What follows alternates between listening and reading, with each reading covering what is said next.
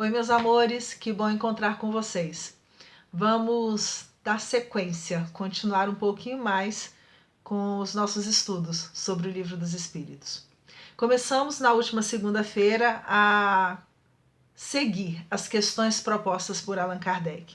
Conversamos um pouco sobre a ideia de Deus e o infinito. Estamos na parte primeira das causas primárias, no capítulo 1 de Deus, e vamos conversar hoje sobre as provas da existência de Deus. Para facilitar o nosso entendimento, nós vamos sempre ler as perguntas e nós vamos explicar aquilo que for necessário das perguntas dentro daquilo que a gente conhece, e a mesma coisa a gente vai fazer na hora das respostas, mas nós vamos ler na íntegra tanto as perguntas quanto as respostas quanto as notas. A ideia é essa. Provas da existência de Deus. Questão 4. Onde se pode encontrar a prova da existência de Deus? O que Kardec queria saber era algo muito claro, muito óbvio, porque na sua época muitas pessoas questionavam até mesmo se Deus realmente existia. As brigas, as dúvidas que estavam existindo no campo religioso fazia com que muitas pessoas chegassem a duvidar, já que tanta crueldade existia entre as religiões, entre os adeptos das diversas religiões. Muitas pessoas chegaram a duvidar até mesmo da existência de Deus. Por isso a pergunta de Allan Kardec. Onde se pode encontrar a prova da existência de Deus? Aonde que a gente pode encontrar essa prova? E os espíritos respondem da seguinte forma. Num axioma que aplicais às vossas ciências. Axioma? O que é isso? Se a gente for olhar no dicionário, axioma, a gente vai encontrar como sendo uma premissa lógica, racional, clara. Premissa? Complicou, Rogéria. Volta aí um pouco. O que é isso que está sendo comentado aí? Premissa é uma ideia. É uma ideia tão clara, tão lógica, que não tem como ser nem mesmo questionada. Por isso os espíritos respondem dessa forma. Num axioma, numa premissa, numa ideia que aplicais às vossas ciências. Numa ideia que os cientistas, os estudiosos aqui da Terra, utilizam para o entendimento dos elementos que são estudados nas diversas ciências aqui na Terra. E que axioma é esse? Continuando a resposta. Não há efeito sem causa. Tudo aquilo que existe foi criado por alguém ou por alguma coisa. Tudo aquilo que está sendo passível de ser observado por nós, ele existe porque alguém criou. Então, para começo de conversa, é isso. Procurai a causa de tudo que não é obra do homem, e a vossa razão responderá. E eles vão fazer isso com frequência, de incentivar que nós comecemos a buscar as respostas. E nesse sentido eles vão jogar para a nossa capacidade de raciocínio mesmo. Vamos olhar em volta. Tudo aquilo que existe que não foi criado pelo homem deve ter sido criado por alguma coisa superior ao homem. Então a razão, nesse sentido, responde que só pode ter sido Deus. Vamos complicar um pouco, mas vamos aos poucos aqui com as questões. Kardec vai colocar uma nota a essa pergunta. Normalmente, quando é necessário, ele vai apresentar alguns comentários. E na nota, ele vai discorrer um pouco sobre isso que nós acabamos de comentar aqui, Para crer-se em Deus, para se acreditar em Deus, basta-se lance o olhar sobre as obras da criação. O universo existe, logo tem uma causa. Duvidar da existência de Deus é negar que todo efeito tem uma causa e avançar que o nada pôde fazer alguma coisa. Ele vai voltar nesse assunto lá para frente.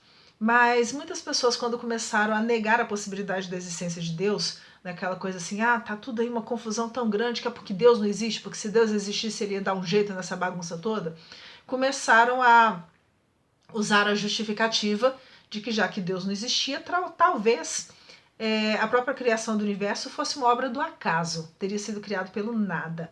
E ele vai também abordar esse assunto. Mas é por isso que ele comenta aqui no finalzinho. Duvidar da existência de Deus é negar que todo efeito tem uma causa e avançar que o nada pôde fazer alguma coisa. Tem gente que ainda acredita nisso. Mas vamos esperar para ver o que os espíritos vão dizer a esse respeito. Questão 5. Que dedução se pode tirar O que a gente pode entender, o que a gente pode pensar, que dedução se pode tirar do sentimento instintivo porque vem quase que sem a necessidade de raciocinar, que todos os homens trazem em si da existência de Deus? Vou repetir a pergunta. Questão 5. Que dedução se pode tirar do sentimento instintivo que todos os homens trazem em si da existência de Deus? E Kardec está fazendo essa pergunta porque ele começou na sua época a estudar as coisas do mundo dos espíritos, mas ao mesmo tempo a trazer essas questões, essas coisas para a realidade e para a história do nosso planeta. E ele começou a perceber, aliás, a antropologia estava sendo desenvolvida nessa época, né? Estava começando a surgir enquanto ciência.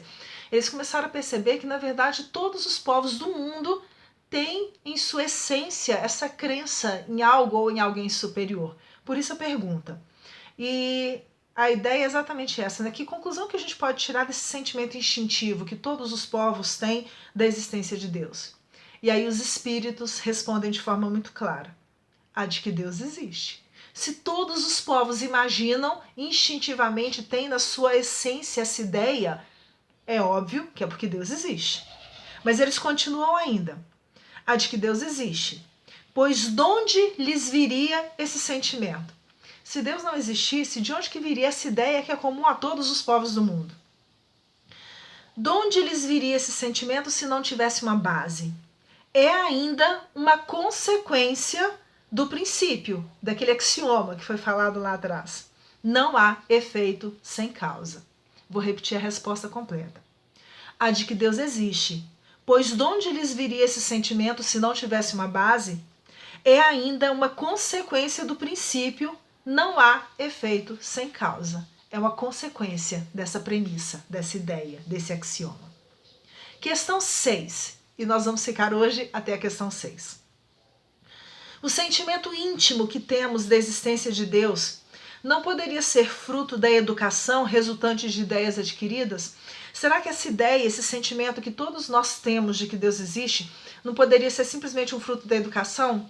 Do tipo, até aquela época, né, a maior parte das pessoas eram educadas em escolas religiosas. Era ainda muito pouco comum escolas leigas, como a gente fala, que não tinham vinculação religiosa. Será que esse sentimento que a gente tem de que existe algo superior não é fruto dessa educação? E aí os espíritos respondem com uma outra pergunta. Se assim fosse, se fosse fruto da educação, por que existiria nos vossos selvagens esse sentimento?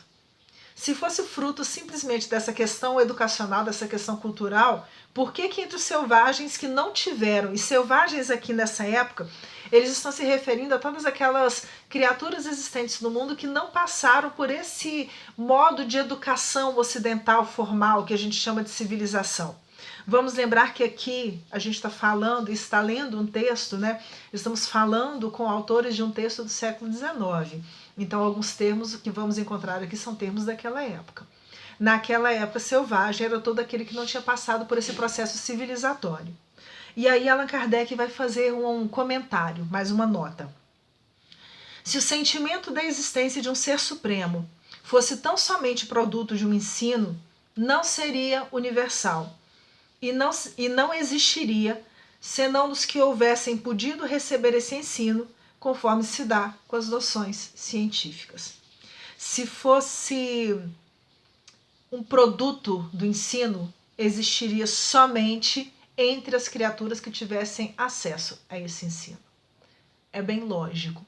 E nós vamos perceber que a lógica é um ponto que vai ser muito valorizada, pensada, buscada em todas as questões propostas por Kardec. Por isso, e eu nem lembro agora se a gente chegou a mencionar isso ou não, né? Mas é exatamente por causa dessas questões que Kardec tinha essa preocupação tão grande em usar dessa racionalidade o tempo inteiro, para que não se desse margem nenhuma a dúvidas. Vamos seguindo, devagar, um dia de cada vez. Um beijo grande para vocês, fiquem com Deus.